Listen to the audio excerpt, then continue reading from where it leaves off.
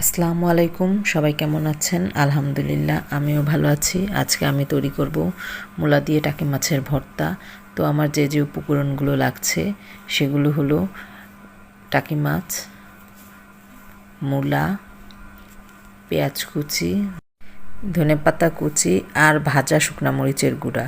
তো প্রথমে আমি টাকি মাছগুলো ভেজে কাটা বেছে নিয়েছি, আর সালাদ কাটার দিয়ে মূলাগুলো ঘষে নিয়েছি।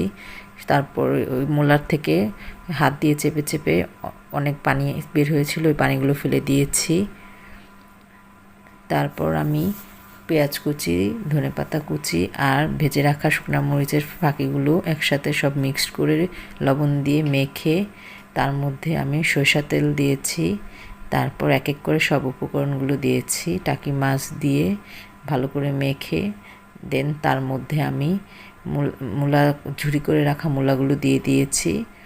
তারপর আমি লবণটা টেস্ট করেছি। লবণটা টেস্ট করার পর এই তৈরি হয়ে গেল আমার টাকি মাছ দিয়ে মূলার ভর্তা। খেতে তো দারুণ হয়েছে, আপনারাও বাসায় ট্রাই করে দেখবেন, অবশ্যই অনেক মজা হবে মূলা দিয়ে টাকি মাছের ভর্তাটা।